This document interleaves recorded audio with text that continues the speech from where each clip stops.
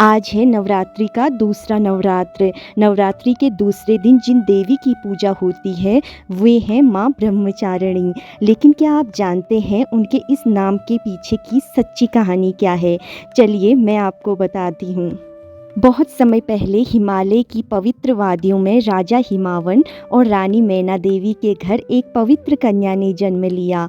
वह कोई साधारण बालिका नहीं थी, वे स्वयं आदि शक्ति का अवतार थीं, जिन्हें आगे चलकर दुनिया पार्वती के नाम से जानने लगी।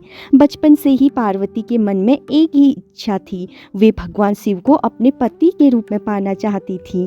लेकिन शिव साधारण देव नहीं थे, वे योगी थे, तपस्वी थे और संसार से विरक्त थे। एक दिन ऋषि नारद ने पार्वती से कहा, हे देवी, यदि आप शिव को पाना चाहती हैं तो आपको कठोर तपस्या करनी होगी।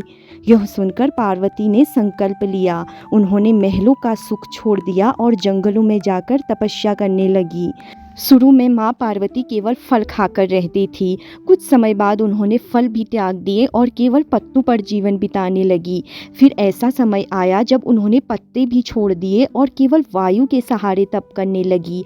हजारों वर्षों तक चलने वाली यह कठोर तपस्या देखकर देवता भी आश्चर्य में पड़ गए।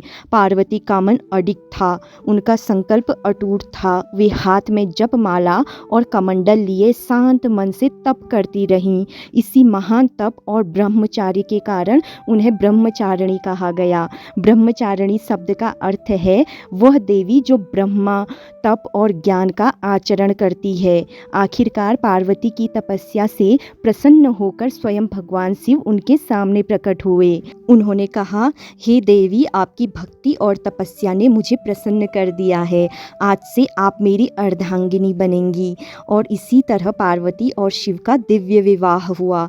तब से नवरात्रि के दूसरे दिन माँ ब्रह्मचारिणी की पूजा की जाती है। वे हमें सिखाती हैं कि सच्चा संकल्प, धैर्य और तपस्या से असंभव भी संभव हो जाता है। इस कहानी से हमें यह सीख मिलती है कि अगर मन में सच्चा लक्ष्य हो और धैर्य हो तो भगवान भी आपकी राह बना देते हैं। जय माँ ब्रह्मचारिणी।